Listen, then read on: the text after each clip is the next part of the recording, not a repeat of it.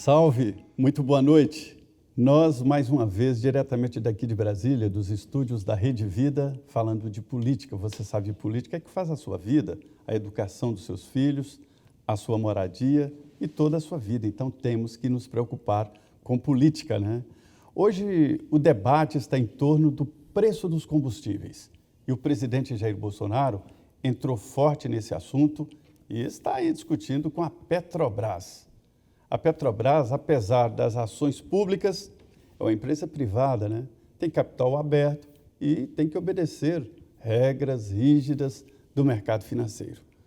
Hoje, o Frente a Frente tem um convidado especial aqui, o deputado Marco Bertaioli, do PSD, né, de São Paulo. Deputado, muito boa noite, obrigado por ter aceito o nosso convite de estar aqui no Frente a Frente. Olha, Zé Maria, eu que agradeço. Para mim é uma oportunidade muito rica de poder conversar com vocês, com você, com a Denise, de conversar com os telespectadores e, principalmente, de prestar contas do nosso mandato. Todo agente público tem por missão estar prestando contas e essa oportunidade que você me concede aqui é muito valiosa. Muito bem, vai ser uma conversa muito boa. O deputado tem experiência aqui na política e na atividade também no Estado. E a minha parceira de sempre aqui nessa mesa redonda, Denise Rotenburg. Boa noite, Denise.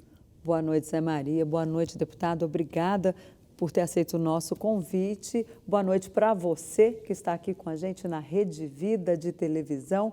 Olha, o deputado Marco Bertaioli já tem uma grande experiência, tanto na política quanto na administração. Ele já foi vereador, vice-prefeito, prefeito de Mogi das Cruzes, que é a terra dele, é administrador de empresas, já foi deputado estadual, está no seu primeiro mandato de deputado federal. Ou seja, vem seguindo ali a escadinha da política, como a gente costuma dizer. E ele hoje preside aqui em Brasília, na Câmara dos Deputados, a Frente Parlamentar do Empreendedorismo, que vem ganhando cada vez mais destaque no cenário político.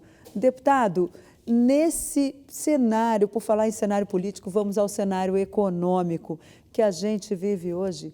Vale a pena empreender? O que a frente traz de novo aí para essas pessoas que estão olhando ali para a sua situação econômica e quase arrancando os cabelos, porque os juros subindo, o desemprego ainda está alto, embora tenha dado aí uma recuperação. Como ganhar esperança nessa situação econômica tão complicada? Tão adversa. Olha, Denise, o Estado, o governo, não é o indutor para que a gente saia dessa crise que nós estamos. O Estado não produz, não é a saída para o desenvolvimento econômico.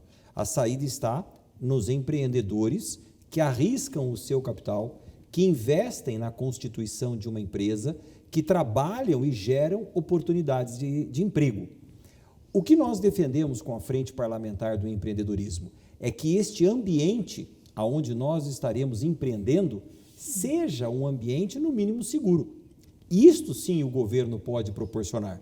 Um ambiente previsível, com segurança jurídica, onde as regras do jogo estejam estabelecidas e de uma forma clara, límpida e transparente. Nós precisamos saber o que vai acontecer daqui uma semana, daqui um mês, daqui um ano. Esta previsibilidade traz segurança e maior vontade de empreender. Portanto, esse ambiente que nós estamos proporcionando, ele pode ser alterado na microeconomia ou na macroeconomia. Nós falamos muito na Câmara essa semana, por exemplo, sobre a reforma tributária. Ela é muito importante. A reforma administrativa, ela é fundamental. Mas imagine que essas duas reformas são duas montanhas que nós precisamos vencer, transpor ali na frente. Mas entre o dia de hoje e essas montanhas, nós temos todo um terreno que pode ser sólido. Não precisa ser uma areia movediça, com uma emoção a cada dia da incógnita do que fazer com os juros, do que fazer com a inflação, com a segurança jurídica. Então, conversando com o ministro Paulo Guedes, eu disse a ele, nós vamos transpor com as reformas de grande porte, a administrativa e a tributária. Mas enquanto isso não acontece, vamos mexendo no dia a dia, desburocratizando a vida de quem quer empreender. E a resposta dele qual foi?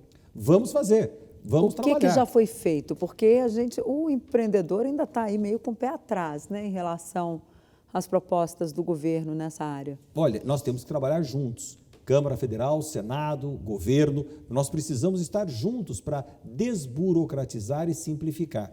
Nós fizemos agora uma medida provisória que ganhou o nome de Ambiente de Negócios, que eu tive a oportunidade de ser o relator na Câmara Federal, aprovamos quase que por unanimidade na Câmara e no Senado, e hoje a lei do Ambiente de Negócios. Nós pegamos no ranking produzido pelo Banco Mundial, que é o Doing Business, o Ambiente de Negócios, e a posição do Brasil, infelizmente, 123º entre 160 economias avaliadas, a nossa posição é muito ruim. Nós estamos empatados, para você ter uma ideia, Denise, com o Paraguai. Com todo respeito, Zé Maria, que o Paraguai nos merece, mas não é a posição adequada para o Brasil estar. Nem se comparando o território, mercado consumidor, mercado produtor, PIB, nada. Parque industrial. Parque industrial. Quais são as avaliações do Doing Business para essa classificação? Quanto tempo você leva para abrir uma empresa no Brasil? Aí nós fomos mexer nisso. O que está travando a abertura de uma empresa? Por exemplo, no Brasil, você abre, no mínimo, a mesma empresa 3 vezes.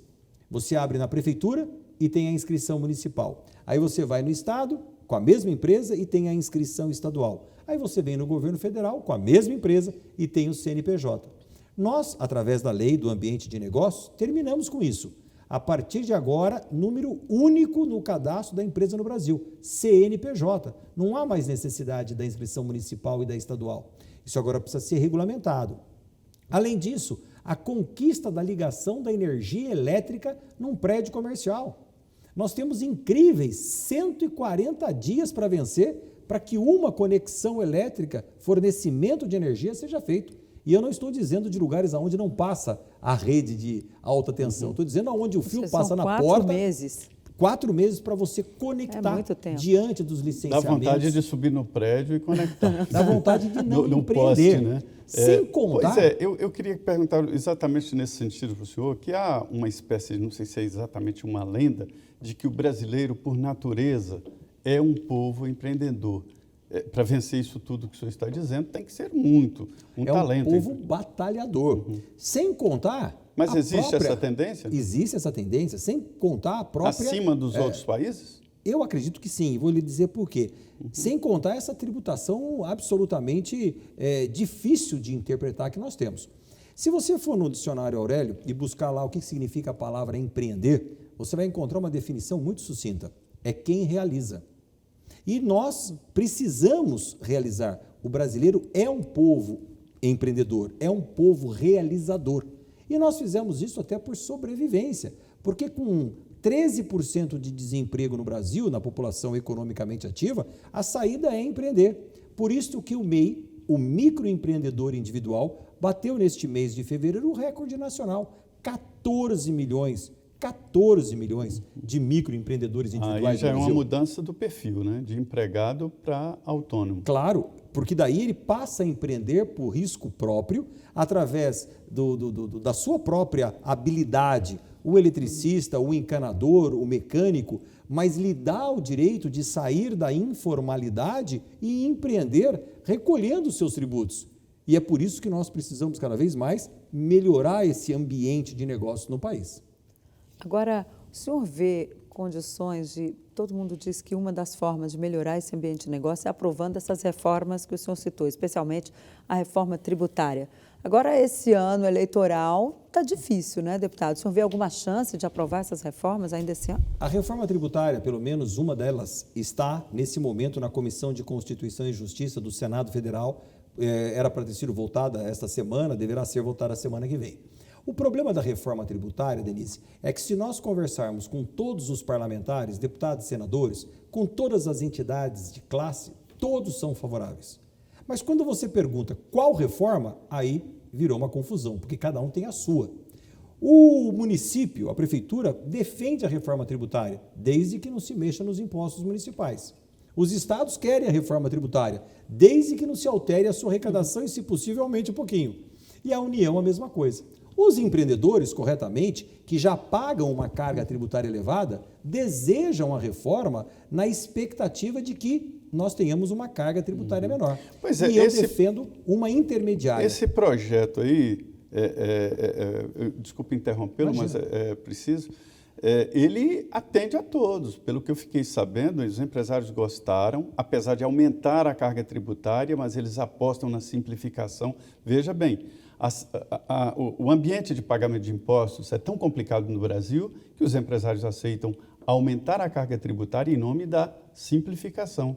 E por que não vai em frente a esse projeto? É exatamente isso, Zé Maria. O problema maior do Brasil hoje não é o quanto nós pagamos de impostos dentro da cadeia produtiva, é como nós pagamos. Há uma verdadeira parafernália tributária que absolutamente ninguém entende. Tanto que nós temos dentro da Receita Federal o CARF, que é o Conselho da Administração, para dirimir as dúvidas oriundas do recolhimento de impostos. Então veja a complexidade que é.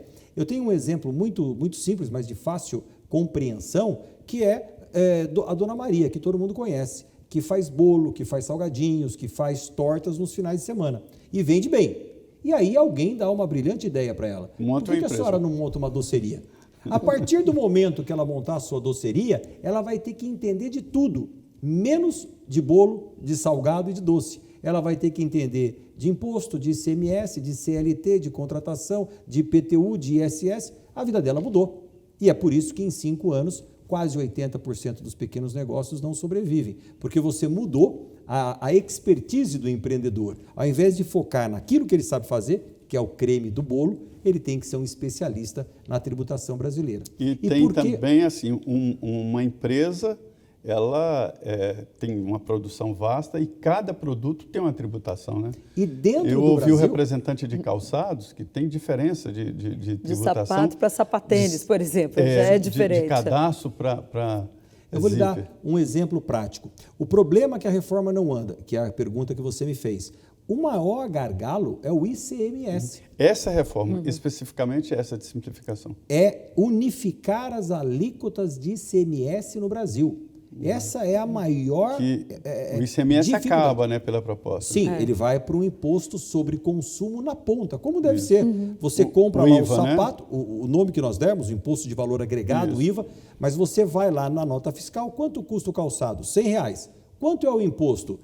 8%. Então você paga 100 mais 8. E está liquidada a fatura. E acabou o contador? Acabou o contador? Não, o contador continua, mas acabou a dificuldade de compreensão daquele imposto de ICMS que ele, em cada estado do Brasil, tem uma alíquota diferenciada.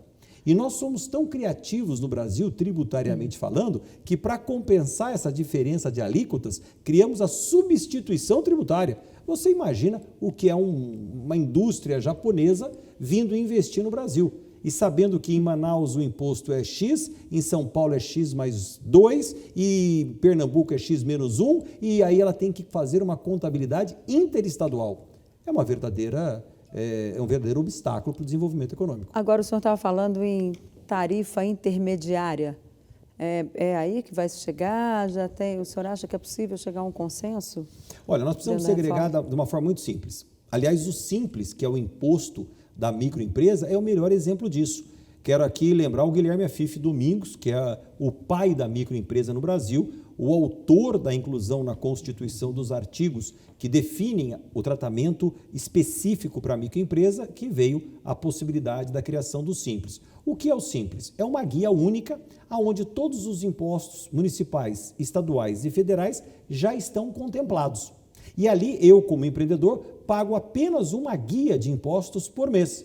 Faturei 10, pago 12% sobre os 10, ponto. E no banco, automaticamente, está feita a distribuição, Estado, município e União.